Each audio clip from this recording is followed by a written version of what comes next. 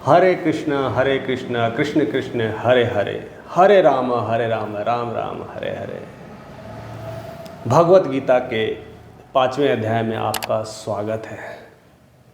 आज हम कर्मयोग भाव भक्ति से जानेंगे। कृष्ण प्रेम से कर्म की समझने की कोशिश करेंगे। कृष्ण समझाने की बहुत सारी कोशिश करते हैं। कर्म योग क्या है, संन्यास योग क्या है, इस चीज़ों को समझाने की कोशिश करते हैं।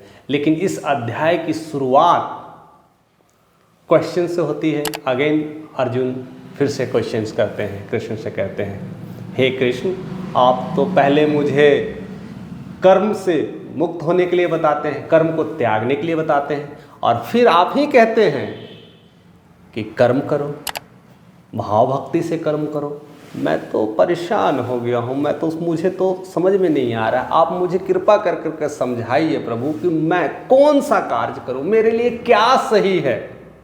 जाहिर सी बात है, हर स्टूडेंट को ऐसे ना अर्जुन की तरह ही सोचना चाहिए, तभी उसे वैसे टीचर मिलेंगे समझाने के लिए। हम अपने लाइफ में इस तरह से क्वेश्चंस ही नहीं कर पाते हैं, इसलिए हमें जवाब नहीं मिल पाता है।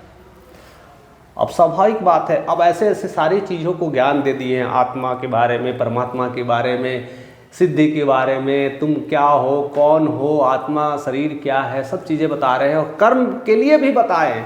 और फिर अंत में कहते हैं कि कर्म ना करना। अब कहते हैं कर्म करना है तो भक्ति से कर्म करना है।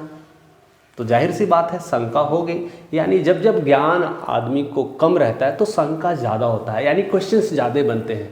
तो क्वेश्चन स्वाभाविक था और जानना भी ज़रूरत है कि कर्म भी नहीं करना है, और अगर कर्म करना है तो भक्ति भाव से करना है।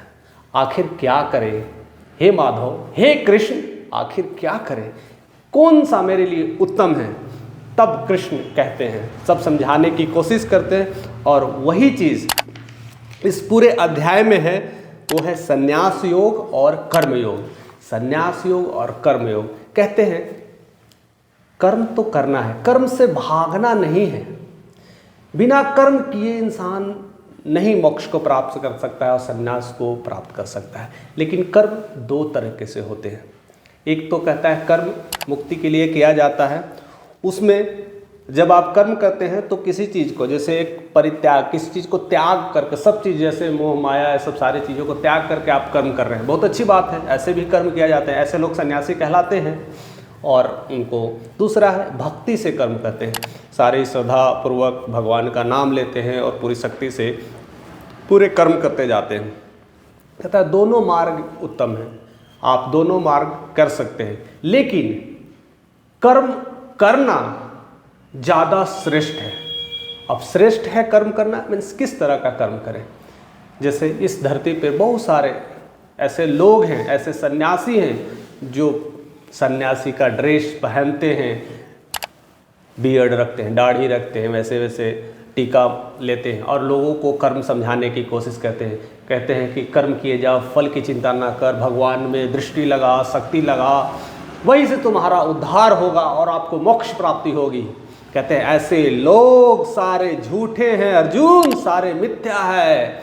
मैं तो कभी नहीं कहता कि ऐसे कर्म कर, कर्म तो करना है, आपको तो चलना पड़ेगा, आपको तो उठना पड़ेगा, आपको तो वो नित्य सारे कर्म जो ज़रूरत की चीज़ है आपको करना पड़ेगा। आपको कर्म के लिए अपनी फैमिली को त्यागने की ज़रूरत नहीं है। आपको कर्म के लिए अपने बच्चों को अपने परिवार से अलग नहीं होना है, आपको कर्म करना है, ना कि सन्यासी वैसे बनना है। वैसे मैं नहीं कहूँगा, वो तो सिर्फ अज्ञानी पुरुष ही करते हैं, इसलिए कर्म को ध्यान दो, क्योंकि कर्म में ही संन्यास है। और असली ज्ञान जो ज्ञानी लोग होते हैं, पाखंडी लोग होते हैं, इस दोनों में अंतर होता है। वो इंद्रियों पर पूरी विजय प्राप्त करते हैं और उसके हिसाब से चीज़ों को करते हैं, फल की चिंता लिए हुए भी कर्म करते जाते हैं। उन्हें ये चीज़ें पता होता है कि उससे मुझे लेना देना है नहीं, वो अपनी कार्य को सिंपल करते जाते हैं। लेकिन वही अज्ञानी लोग होते हैं, कर्म तो करते हैं, कहीं ना कहीं उनके मन में वो चाहत बनी होती है, वो लालसा बनी होती है, उसकी इंद्रियां वो भटकते रहती है, कहते मुझे ये चाहिए वो चाहिए, और उसके लिए ही कर्म करते हैं। कहते हैं वैसे कर्म करने से वो सिर्फ मूर्ख ही लोग कहते हैं, उनके पास केवल अज्ञान ही भरा होता है, उसके ज्ञान रूपी पर्दा तो है, उसे दिखाई नहीं देता है। वो कहते हैं ना, वो ढका सा होता है। उसको समझाने के लिए कृष्ण फिर से बताते हैं कि देखा आप कभी भी कमल को देखे हो अर्जुन? कमल का पत्ता होता है जो कीचड़ से हमेशा ऊपर रहता है, यानी पानी से ऊपर रहता है। वो पत्ता बहुत सूखा होता है। जलाशय में उसके पूरे भाग में कीचड़ से लगी होती है, लेकिन डंठल धीरे धीरे पानी को पकड़ता है और उसके बाद पत्ते पानी से भी ऊपर रहता है, हमेशा शुष्क रहता है। वैसे ही हमारे ज़िंदगी में, हमारी संसारिक कार्य में ऐसे बहुत सारे जो चीज़ हैं जो हमें करना चाहिए। अपने संसार रूपी हर कार्य को करते रहना है। संसारी रूपी जितने भी लोग हैं, जितनी भी समस्याएं हैं, घर का प्रॉब्लम है, संसाधन है, आप अपने तमाम कर्म हैं वो कीचड़ की तरह है। उसको करते हुए अपने आप को शुष्क रखना है, अपने आप को क्लियर रखना है, अपने आप को उससे बचना है, क्योंकि ये सारे मोह माया का जो चीज़ है, या सारे कहते हैं अपनी इंद्रियों का चीज़ है, कहीं ना कहीं उस पर नियंत्रण करना है। और यही लोग जो कर्मी होते हैं, जो ज्ञान प्राप्त होता है, वो सारी चीज़ों को ध्यान में रखते हैं और वही ये काम करते हैं। दूसरी चीज़ें समझाने की कोशिश करते हैं कि ज्ञानी लोग और अज्ञानी में क्या अंतर है। कर्मी लोग क्या करते हैं? कहते हैं नदी के पानी को घड़े में भर दे तो वो घड़ा नहीं बन जाता, पानी तो पानी ही रहता है। इसलिए हर इंसान में अपनी ऑरा होता है। आप कैसे चीज़ों को ले रहे हो, आप किस तरह से अपने आप को डाल रहे हो, क्या चीज़ें अपने मन में डाले जा रहे हो। जिस तरह का चीज़ें डालोगे वैसा इंसान बन जाओगे। इसलिए हमारा शरीर एक घड़ा की तरह है। आप उसमें कैसे विचार डालते हैं, विचार ही आपका इंसान बनाता है, क्योंकि विचार ही, वही विचार हमारी आत्मा में जाती है, हमारी परमात्मा में जाती है, वही सर्वश्रेष्ठ है। आप कैसा लेते हो विचार, उससे आपको पता चलता है कि आप क्या हो। हमें कर्म तो करना है, हमें यज्ञ तो करना है, लेकिन उसकी फल प्राप्ति के नहीं, उसकी इंद्रियों के सुख के लिए नहीं। अगर जिस दिन इंद्रियों के सुख के लिए करोगे तो कभी भी वो फल प्राप्ति नहीं हो पाएगा। वो हमेशा मूर्ख लोग ही कहते हैं। ऐसे चीज़ों से हमें बचना चाहिए। उसके साथ साथ बताते हैं जो कर्मयोगी लोग होते हैं वो क्या करते हैं और अकर्मी लोग क्या कहते हैं। कहते हैं अर्जुन, इंसान जो भी है अंदर से शांत जब होता है, सारे नित्य काम करता है, लेकिन अंदर से एकदम बिल्कुल शांत होता है और वह फर्क नहीं महसूस करता। उसमें बड़ा में छोटा में, कैसे है, जानवर है, हाथी है, कुत्ता है, सबको एक समान रूपी दिखता है। उनके अंदर वो संयम होता है, उनके अंदर वो शांति होता है, सबको एक तरह से देखते हैं।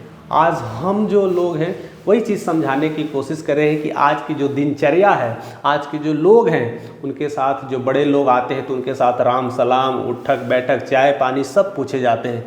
एक वही घर पे, एक घर के गेट पे एक गरीब इंसान आता है तो उसको बाहर से ही बातचीत कर करके उसे भगा देते हैं, क्योंकि हम फर्क करते हैं। अर्जुन कहते हैं, कृष्ण यही चीज़ों को बताते हैं कि ये फ़र्क नहीं होना चाहिए। वो अर्जुन को बार बार यही समझाते हैं कि जो दो इंसानों में किस तरह से फ़र्क करते हैं, जैसे अगर मुझे जानना है तो वो फ़र्क नहीं होना चाहिए। ये ज्ञान योग या शक्ति योग या जो आपके जो समर्पण है, ये प्यार है, ये भक्ति है, ऐसी होनी अगर शुरू हो जाएगी, अगर हर जीवों में समानता देखने लगोगे तो मुझे समझने लगोगे, अपने आप को जानने लगोगे, तभी आप मुझ में जान पाओगे। और वैसे इंसान पूरे संयमी के साथ सारे कार्य करते हैं और पूरे एकता के साथ रहते हैं। कैसे भी कठोर परिस्थिति आती है तब भी वो डटे रहते हैं और खड़े रहते हैं। उनके घर में परिवार में सारे लोग वैसे सारे कार्य को देखते हुए सब काम करते हैं। या आप वैसे लोग ही सन्यासी होते हैं, जैसे आप भी हो सकते हैं। आप जितने भी श्रद्धालु लोग हैं या कोई भी लोग वैसे सन्यासी हो सकते हैं। हमें लगता है कि वो सन्यासी होगा कैसे, हमें दिखाई कैसे देगा। उनके जीवन में सारी प्रॉब्लम्स होगी, उनके घर परिवार में रहने वाला, लेकिन जब जब समस्या आती है, जब जब प्रॉब्लम्स आती हैं, कोई भी इंसान के लाइफ में आता है, बिल्कुल शांत और सुदृढ़ और कर्मी होते हैं। अपने कार्य को पूरी अंजाम से देख के करते हैं। ना वो दुख में परेशान होते हैं, ना सुख में परेशान होते हैं। किसी भी चीज़ों में कोई अंतर नहीं देख पाते, हर चीज़ों को एक समान देखते हैं। बहुत उनके घर में बहुत सारा अच्छा अगर खाना भी आ जाए तो उतने ही अंदाज से, उतने ही प्यार से भोग लगाते हैं, ईश्वर को याद करते हैं, उनको चढ़ाते हैं और उनसे जो मिलता है वही खाते हैं। या जो भी घर में बना हो उसको भी उतने ही प्रेम से खाते हैं, किस में कोई डिसिमिलरिटी नहीं। लेकिन आज के इस संसारिक युग में अगर घर में दाल में अगर नमक कम पड़ जाए तो अलग को हराम मच जाता है। सब्जी में अगर कहते हैं ना, अगर टेस्ट चला गया, अगर किसी वजह से मसाला डालना भूल गया तो घर में लड़ाइयाँ हो जाती हैं। यही चीज़ समझाने की कोशिश की गई कि एक समान देखना चाहिए। आज अब घर में आपके मनपसंद की चीज़ भी बनी है, अगर जिस दिन मनपसंद की चीज़ें ना भी बनी है तो अंतर नहीं होना चाहिए। वैसे ही लोग सन्यासी होते हैं, वैसे लोग नित्य दिन सन्यासी होते हैं जो ये फ़र्क को नहीं देख पाते। बहुत धन आ जाने के बाद भी उतना ही शांत है, धन नहीं रहने के बाद भी उतना ही शांत है। पैसे का इसमें कोई मोल जोल नहीं है, बट वो कर्म पे फोकस करते हैं। मुझे वो काम करना है, मुझे वो सारी खुशी अपने परिवारों को देना है, अपने लोग को, जितने लोग मुझसे जुड़े हैं उनको एक समान सारी खुशी देने की कोशिश करते हैं। ऐसे ही लोग सन्यासी होते हैं। इसलिए हे अर्जुन, तुम इस चीज़ों को समझो कि व्हाट यू आर, आप क्या हो और किस उद्देश्य से आप आए हो। ये सब तमाम जो लोग दिखाई दे रहे हैं आपको, आज न कल इन्हें जाना है। इनके जो अपने अपने कर्म हैं वो तो करेंगे ही, मात्र आपका क्या करना है? आपको तो इनके लिबास को चेंज करना है, कपड़ों को चेंज करना है। ये इंसान तो मरने वाले हैं नहीं, केवल सबके कपड़े हटाना है। इसलिए तो भक्ति भाव से हो करके कर्म कर। इस समान है, सारे लोग समान हैं, कोई बड़ा कोई छोटा, और कोई आपका चाचा, कोई दादा और कोई आपके गुरु नहीं है, सब एक समान है। आपके केवल इनके कपड़ों को अलग करना है और जिनको जैसे जैसे चीज़ें हैं कपड़े चेंज करना है। इसलिए अगर जरा भी संशय होता है, थोड़ी भी समस्या होती है, तो एक समान देखने लग, उस मेरे में भक्ति लगा। अगर वो भक्ति लगाएंगे, जिस तरह से आप अंदर से भक्ति लगाओगे और समान रूप से कर्म करोगे, तो आपको एक शांति प्रिय महसूस होगा, आपके अंदर एक अलग से ठहराव होगा। और वैसे ठहराव से जब आप देखोगे तब आप कृष्ण को जान पाओगे, तब आपके परम शांति को जान पाओगे। कृष्ण ये भी समझाने की कोशिश करते हैं, या हम लोगों को ये समझना चाहिए कि कृष्ण भगवान है या तो शांति है, और शांति महसूस करते हो यानी आप कृष्ण में हो। आप कृष्ण ही शांति को समझो या शांति में ही कृष्ण है। इसलिए जब जब आप शांत होते हो, सारे कर्म करते हुए भी अगर आप शांति महसूस करते हो, तो समझो कि आप के साथ कृष्ण है। कई लोग इन संकेतों को कई अंदाजों में बताते हैं, ऋषि मुनि लोग या फिर बड़े बड़े सन्यासी लोग कहते हैं कि अगर समझो कि ये रूहानी हवाएं चल रही है तो समझो कि भगवान आपके साथ हैं। आपके घर में पक्षियों की आवाज़ आती है या वैसी मनमोहक हवाएं चलने लगती है, या आपके जो लक्षण होते बदलने लगते हैं, तो समझो कि आप भगवान के करीब हो, आपके घर में भगवान की आस्था आ गई है। ऐसे बहुत सारे चीज़ें हैं, लेकिन कृष्ण इन सब चीज़ों से बेखबर हो करके बताते हैं।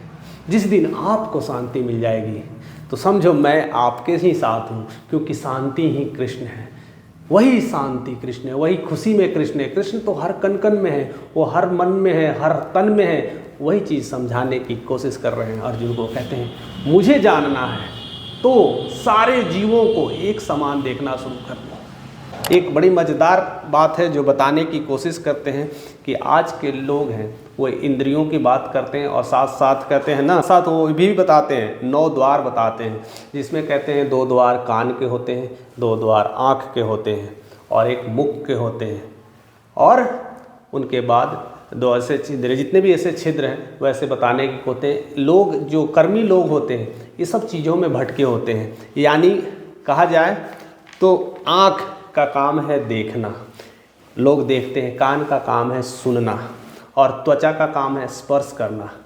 अब सारी चीज़ों को नेचुरल वे से समझने की कोशिश करिएगा, जैसा कि भगवत गीता में लिखा गया है। कहते हैं मछली अपने बच्चों को देखकर पालती है, मछली अपने बच्चों को देखकर बड़ा करती है, लेकिन वही जो कछुआ होता है अपने बच्चों को चिंतन से पालती है, अपने अंडे को व बच्चे को छोड़ करके अपने खुद चली जाती है और चिंतन से वो पालती है। लेकिन पक्षी जो होते हैं वह स्पर्श कर करके अपने बच्चों को पालते हैं, अपने परे पंखों में समा लेते हैं, उसको सेकते हैं, तब वह बच्चे बड़े होते हैं। ऐसे कुदरत का यह करिश्मा है, ऐसे ऐसे लोग पालते हैं। और हम मनुष्य लोग इन तीनों चीज़ों में चले गए हैं, देख भी रहे हैं, स्पर्श भी कर रहे हैं, ध्यान भी दे रहे हैं, चिंतन थोड़ा थोड़ा कर रहे हैं। तो हमें प्राप्त कैसे कर पाओगे, इस समझ कैसे पढ़ पाओगे कि हम कर क्या रहे हैं, लोगों को साथ किस तरह से हैं। अगर आप इन चीज़ों से लोगों की देख रेख कर रहे हो, आँखों का काम था केवल देखना, अगर वो कर रहे हो तो कहीं ना कहीं आपकी इंद्रियां सुख भोगने में लगी है कि मैं अपनी बच्चों को देख पा रहा हूँ, अच्छा है, खिलखिला रहा है, प्यार से खेल रहा है, दौड़ रहा है, तो उनकी इंद्रियां सुख महसूस करती है। उसी तरह से जब कान से सुनते हैं बच्चे की किलकारी तो माँ पिता खुश हो जाते हैं, मेरे बच्चे भी बोल रहे हैं, स्वस्थ है। ये सब सारी चीज़ें कहीं ना कहीं खुशी देती है। और यही चीज़ हम तमाम मटेरियलिस्टिक वर्ल्ड में और भी सारी चीज़ों के साथ भी गुजरते हैं। अगर आपको कोई एक अच्छे आईफोन्स दे दे तो देखते हैं तो खुश हो जाते हैं, स्पर्श करते हैं, कितनी खुशी मिलती है। अच्छा भोजन देखते हैं, आपके टेबल्स पर वो अच्छे भोजन से देख करके मन खुश हो जाता है, या उसको जब टेस्ट करते हैं, उनको साथ स्पर्श करते हैं और खुशी मिल जाती है।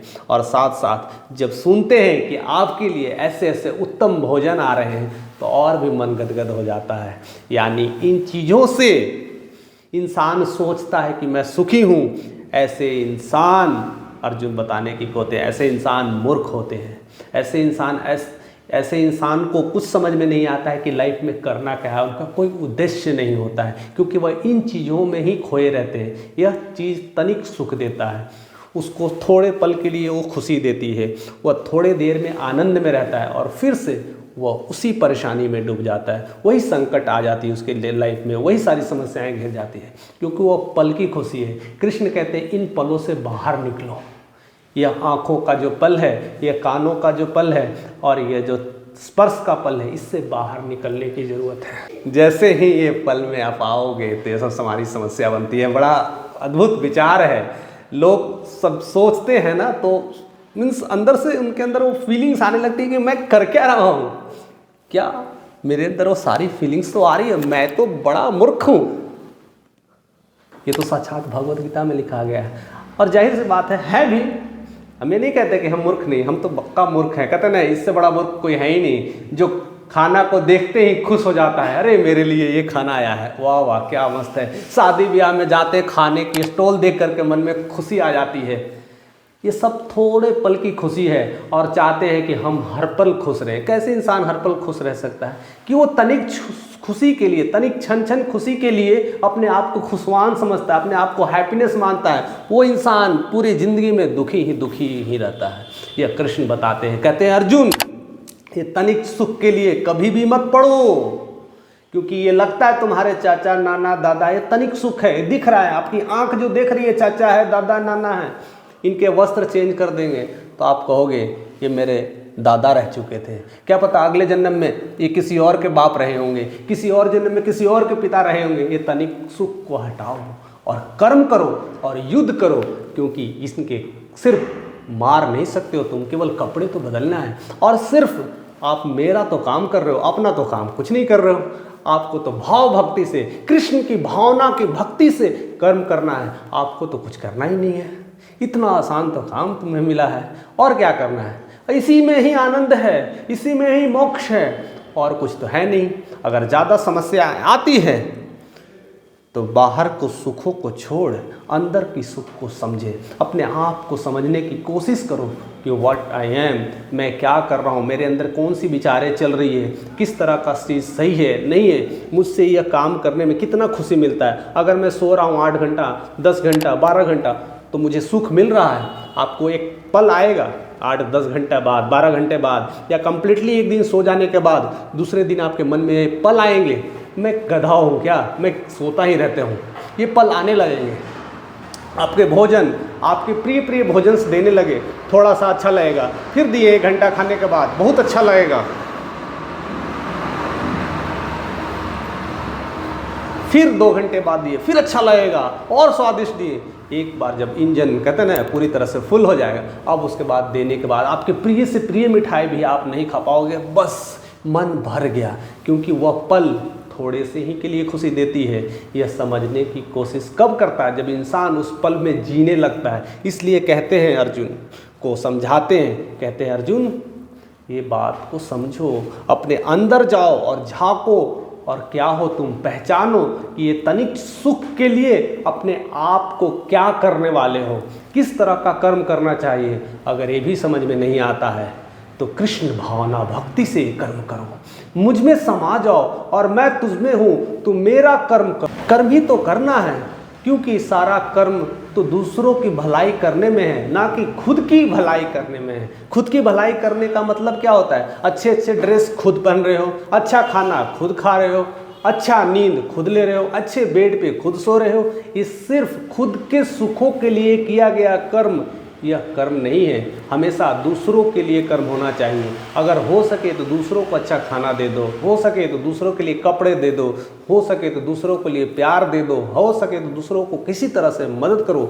यही खुशी है, यही सुखी है, क्योंकि इंसान जो खुश रहता है, सुख रहता है, वो सारे लोग ऐसे ही कार्य करते हैं और वही परमानंद को प्राप्त करते हैं, और तभी वो मुझ में देख पाते हैं। वो अपना काम नहीं, वो मेरा ही काम कर रहे होते हैं। इसलिए एक बार जब बहुत सारे लोग ऐसे हैं धरती पे जो लाखों करोड़ों अरबों रुपये कमा रहे हैं, तो लोगों की सेवा में भी लाखों करोड़ों और अरबों खर्च कर पाते हैं। कभी भी आपने देखा होगा एक गरीब को दान करते हुए नहीं देखा होगा। गरीब दान करते हैं, लेकिन उनके मन में ये रहता है, वो आस्था रहता है कि भगवान मेरी कृपा कर दे, लेकिन वो आस्था नहीं रखना है, वो विचार नहीं रखना, वो इंद्रियां के सुख के लिए दान नहीं करना है। बस लोगों की ज़रूरत है, आपके पास है इसलिए आपने मदद किया, बट ये नहीं सोचना है कि मैंने किया है तो मुझे भी कोई मदद करे।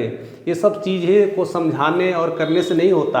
आपका सिर्फ कर्म है, आपको लगता है कि दूसरों को भला कर सकते हैं तो कर दिए, दैट्स इट। इससे ज़्यादा न सोचना है। हम तो हैं ही तुम्हारे साथ, मुझे तो पता ही है तुम क्या कर रहे हो, तो फिर आप क्यों सोच रहे हो? अपना कर्म करो ना। तो सन्यासी लोग जितने भी होते हैं नित्य कर्म को करते हैं, और लास्ट में वो इस भक्ति के साथ साथ चीज़ें बताने की कोशिश करते हैं कि प्राणायाम को समझो। जितने भी 8 सिद्धियाँ हैं, 9 निधियाँ हैं, उसको समझने की कोशिश में बताते हैं कि जितने भी सन्यासी लोग हैं जो नित्य कर्म करते हैं, अपनी सांसों की आवन और जावन प्रक्रिया पर ध्यान रखते हैं, उनमें क्लियरिटी आती है।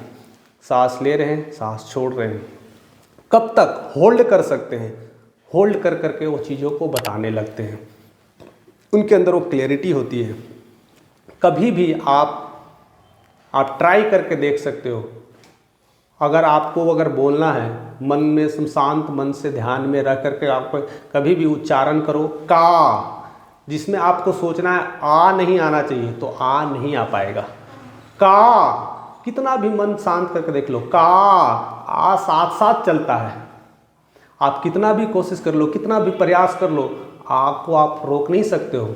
इसके लिए आप पूरी तरह से ध्यान चित्त एकाग्रित हो करके श्वासों को रोक कर करके अपना एकांत चित्त लगाओगे तो का आ ही जाता है। तो ऐसे ही कहते हैं कृष्ण, अब मेरी भक्ति आप करते ही हो, इतनी तन मन और धन से करते हो, तो मैं तो तुम्हारे साथ ही रहता हूँ, मुझे देखने की क्या ज़रूरत है। तुम जिस समय शांति पा लेते हो तो समझो का तो आ, यानी I am there for you, मैं तो तुम्हारे साथ हूँ। शांति को पालो, मैं तुम्हारे साथ रहूँगा। जिस दिन शांति आपको मिल जाएगी तो उस दिन आपको कृष्ण भी मिल जाएंगे, वो भगवत प्राप्ति भी हो जाएगी। इसलिए अपने आप को जानो, समझो और सही कर्म करो। ये सब जो इंद्रियों से इंसान जो भटक रहा है उसको त्यागो, उस पर पकड़ बनाओ और अपनी इंद्रियों को कंट्रोल में रखो कि मैं नित्य दिन कर रहा हूँ क्या, क्योंकि आप नित्य दिन कर्म करते हो, वही सन्यासी हो। और यह बहुत अच्छी सी बात इसमें भगवत गीता में यह लिखी गई है और इस अध्याय को समझाने की कोशिश की गई है। इसमें बड़ी प्यारी लाइन लिखी गई है, जो पुरुष न तो कर्म फल से घृणा करता है, कर्म के फल से भी घृणा नहीं करना है, और ना कर्म फल की इच्छा रखना है कि मैं ये काम कर रहा हूँ तो मुझे ये मिलेगा, ना उसकी इच्छा रखना है ना उससे घृणा करना है कि नहीं ये काम कर रहा हूँ तो मुझे ये मिल जाएगा, उससे कर्म से भी फल से भी घृणा नहीं करना है, और मिलने पर भी उसमें कोई वो असमंजस नहीं होना चाहिए, उसकी चाहत नहीं होना चाहिए। ऐसे लोग नित्य सन्यासी होते हैं, यही लोग सन्यासी होते हैं। तो हम जिस कर्म को कर रहे हैं, हम जिस तरह से आप लोगों के साथ जुड़ रहे हैं, तो हमारा ये उद्देश्य होना चाहिए, आप मुझे प्यार नहीं भी देते हो तब भी मैं अपना कर्म उतना ही प्यार से करूँगा, आप मुझे नफ़रत से भी देखते हो तब भी मेरा काम है मुझे यह काम करते रहना, क्योंकि मुझे यह काम पसंद है, मैं यह काम कृष्ण का कर रहा हूँ, मैं यह काम राम के लिए कर रहा हूँ। आप मुझे किस नज़र से देखते हैं, किस तरह से प्यार देते हैं, ये तो सिर्फ आपका काम है, हमारा काम तो सिर्फ आपको यह सारी चीज़ों तक पहुँचाना है जो कृष्ण के थ्रू या ईश्वर के थ्रू मुझे यह प्राप्त हुआ है, मुझे यह नॉलेज हुआ है, वह मैं सीधा आप तक पहुंचाने की कोशिश कर रहा हूं। भगवत गीता की इस अध्याय में बस कर्मयोग की ही बातें की गई है और भावना से बात की गई है, और साथ साथ संन्यास योग और कर्म योग को समझाने की कोशिश की गई है। मैं पूरी उम्मीद करता हूं कि यह अध्याय आपको अच्छा लगा होगा और आपको बड़ा प्रिय भी लगा होगा, और आप बहुत सारी चीज़ों को समझने की कोशिश किए होंगे। आप ऐसे ही हमारे साथ बने रहिए। मैं मुकेश कुमार शाही, एक भारतीय लेखक, आपको इसी तरह से हमेशा अगले अध्याय में भी मिलूँगा, और अगले अध्याय इससे भी बहुत अद्भुत है, वो है ध्यान योग। उस ध्यान योग के लिए हम आज से ही ध्यान की मुद्रा में जाते हैं और अगले अध्याय के लिए इंतज़ार करते हैं। तो हमारे साथ ऐसे ही बने रहने के लिए आपका तहे दिल से शुक्रिया। So thank you for watching this video.